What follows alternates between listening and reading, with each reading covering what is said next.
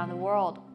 Palau, one of Taiwan's last remaining diplomatic allies in the Pacific, is raising the alarm over Chinese pressure, a move that's prompted the U.S. to reaffirm its support. Cadence Carranza reports. Palau, a small island nation in the Pacific, has for years faced pressure from China. And recently, its president reportedly said the countries were, quote, already at war. Palau is of strategic importance to China. It's a key part of the second island chain, a string of islands in the Western Pacific where the U.S. is trying to curb Chinese influence. And it's one of Taiwan's few remaining diplomatic allies, despite pressure from China to cut ties with Taipei in favor of Beijing. Palauan President Serangoon Whips Jr. says China has weaponized tourism and illegally sent vessels into its waters to pressure the country.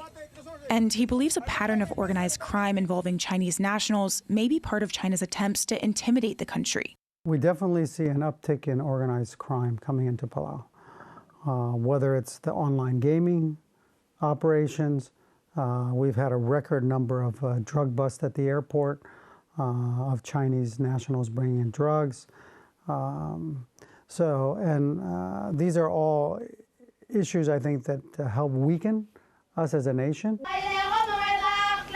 As Palau sounds alarm bells about China's threats, the U.S. reaffirmed its commitment to Pacific Island nations at a meeting in Papua New Guinea and in a statement highlighting plans to drive economic growth in the region, including investments in digital connectivity and undersea cables, areas Taiwan has also been putting in resources. This all comes at a time when Australia, the U.S., and other nations are competing with China for influence in the region.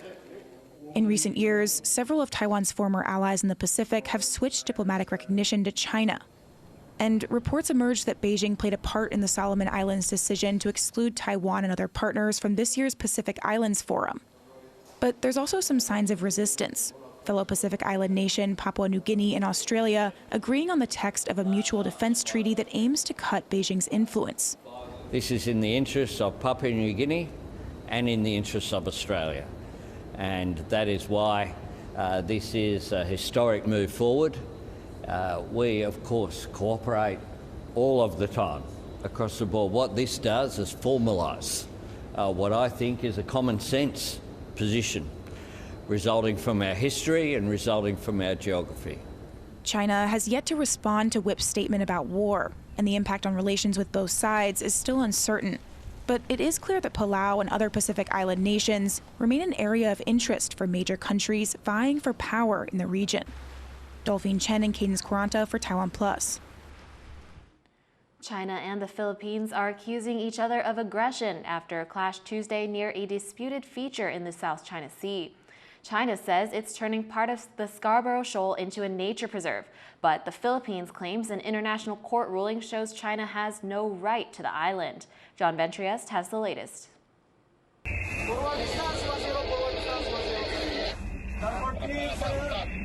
The China Coast Guard fires water cannons at Philippine boats Tuesday near the contested Scarborough Shoal in the South China Sea, claimed by Taiwan as well as China and the Philippines.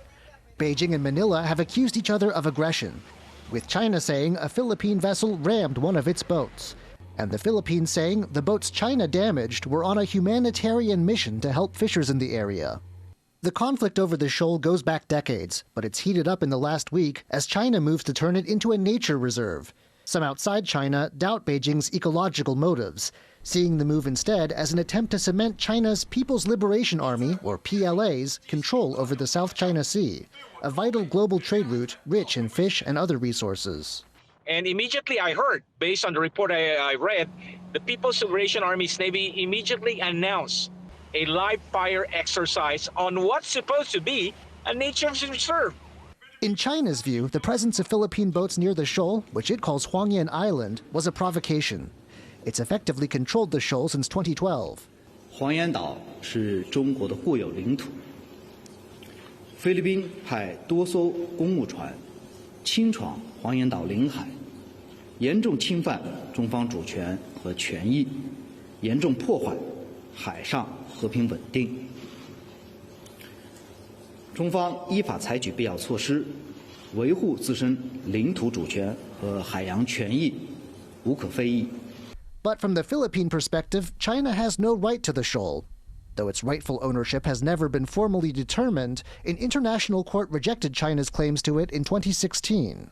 Any control measures instituted by the PLA Navy, the Chinese Coast Guard, or the Maritime Militia within our EEZ are all illegal. Whatever information they bring out to the information domain, it is all part of their shaping operations to justify again their illegal presence and their coercive and aggressive actions. But court ruling or not, China isn't backing down on its claim to the roughly 150 square kilometers of rocks and reefs that make up the shoal, leaving the area a flashpoint in a sea riddled with claims and counterclaims, a geopolitical conundrum. Klein Wong and John Van Trieste for TaiwanPlus. Taiwan's defense ministry is reporting a surge in Chinese military activity around Taiwan in hours leading up to Wednesday morning. The military says it tracked 14 Chinese Navy vessels and 31 aircraft, including a helicopter operating near Taiwan. 26 of those aircraft entered Taiwan's Air Defense Identification Zone, or ADIZ. This area is not Taiwan's airspace, but acts as a buffer zone for defensive purposes. Chinese incursions into the ADIZ have increased sharply since early 2024. Experts say they're part of Beijing's gray zone tactics to wear down Taiwan's defenses. The Xiangshan Forum, a major security dialogue, has kicked off in Beijing. About 1,800 representatives from over 100 countries, including a U.S. defense attaché, are in Beijing for the event. Last year, Washington sent a high-ranking defense official. China says the forum will showcase its military modernization and commitment to the post-World War II order. It opens amid simmering tensions in the South China Sea and reports of a purge among China's top brass. U.S. President Donald Trump says a deal may be in place to keep TikTok running in America. While the exact terms are not yet public, it could end a years-long saga over the fate of the Chinese-owned social media app. Chris Gorn reports. It's been a long road for the short-form video app TikTok in the United States. But after years of back and forth, President Donald Trump says an American buyer has been found for the U.S. operations of the Chinese social media platform.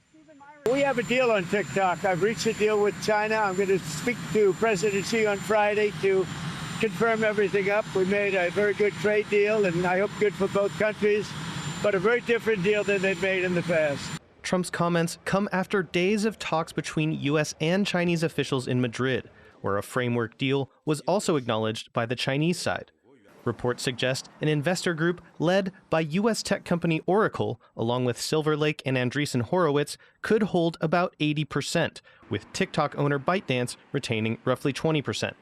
TikTok currently already routes all its U.S. traffic through Oracle's cloud infrastructure. Trump issued an executive order for the third time on Tuesday, delaying a ban on the app for another 90 days. It's the latest chapter in a years-long saga, from when Trump first pushed to force a sale in 2020, citing national security and data concerns, contentious congressional hearings, and a Supreme Court ruling upholding a potential ban on the app. But Trump grew to like TikTok, saying it helped him win the 2024 presidential election. We'll take a look at TikTok. You know, I have a warm spot in my heart for TikTok because I won youth by 34 points. And there are those that say that TikTok had something to do with that. But big questions remain. Will ByteDance sell its content recommendation algorithm, which is considered the most valuable part of the platform? Will the deal satisfy U.S. legal requirements?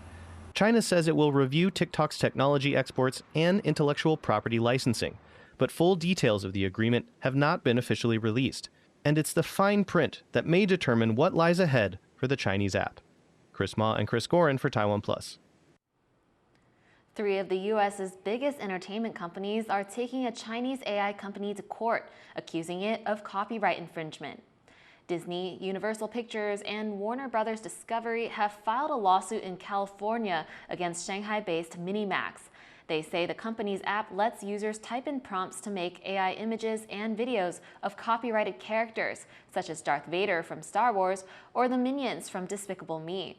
It's the latest in a wave of lawsuits by authors, news outlets, and artists over how AI firms are using their intellectual property. Taiwan is tightening export rules to safeguard national security, adding hundreds of companies to its watch list. The Economy Ministry on Tuesday said the list now covers over 10,000 firms and individuals who face extra customs checks, with about 280 new additions. Nearly 100 of those are in China and Hong Kong, including major firms in high-performance computing and quantum tech, such as Inspur Group and Zhongke Electric. The list also targets companies in Iran, Pakistan, and Mexico, in line with UN sanctions and international anti-weapons laws. Taiwan's economy minister says a goal of getting 20% of energy from renewables by 2026 may be difficult to reach. 今年来讲，应该可以达到15%以上左右，占到我们整个发电量的部分。所以到明年年底的时候，我们还是希望积极的。当然有很大的挑战性，我知道，但是我们目标还是看能不能积极的把这个发电的比例可以把它提高来。In his first media briefing as economy minister, Gong Mingxing laid out plans to speed up solar and wind projects and said green energy remains a top priority. His comments come after Taiwan shut down its last nuclear reactor in May, a move that's prompted concerns about the stability of the nation's power supply. Matcha lovers may have to resist their thirst for the famous Japanese drink. As Irene Lin reports, tea farmers in Japan and China are having a hard time meeting soaring demand, while extreme heat and tariffs drive up the price. A bitter, rich tea drink enjoyed all year round around the world, Japanese matcha has attracted some loyal fans and creative minds in the culinary world. The traditional stone-milled green tea has been integrated into a variety of lattes, sweets, and baked goods. But now, it comes with a higher price tag. In the U.S., which consumes about a third of all matcha every year, some customers are feeling the pinch. I have matcha every morning. It's actually my go-to drink. It's kind of how I start the day. What have I noticed about the pricing? It's definitely started to go up, especially if you want to maintain the quality. Serving matcha every day, cafes and tea shops in the U.S. say the price hike has come as a shock. So the price has skyrocketed. Yeah, for us it's more than doubled, and we weren't expecting that at all. Our matcha drinks, we sell them in the hundreds every day, and we go through many hundreds of kilograms every month or two. So it's a lot of matcha. While matcha green tea growers may be glad to see a boom in popularity, many are struggling to meet the global demand. In Japan, crops have dwindled due to recent heat waves and aging farmers. It's a real delight for tea producers that Japan's matcha is drawing such attention. I'm glad the world is taking an interest in our matcha, but it's been overwhelming. In the short term, almost a threat. We just can't keep up. On top of that, the U.S. has placed a 15% tariff on Japanese goods, adding to these businesses' concerns. It's this perfect storm or imperfect storm of tariffs, which are unrelated to the fact that we're having such a high demand and such an increase in prices already. So it's unfortunate timing, obviously. And, we have to make some hard decisions of, what pricing is going to look like. There's limits, obviously. We can't just, continue to raise prices forever. As the supply of this delicate powder green tea drops and its price stays high, it raises the question of how much longer it will dominate people's drink orders. Patrick Chen and Irene Lin for TaiwanPlus. Thank you for watching What's Up Taiwan. You can visit the TaiwanPlus website or follow our social media for more stories from Taiwan and around the world. Finally, we take you to the Baltic coast in Germany, famous for its amber, where many treasure hunters come in search of nature's golden gems. I'm Tiffany Wong. Take care and see you next time.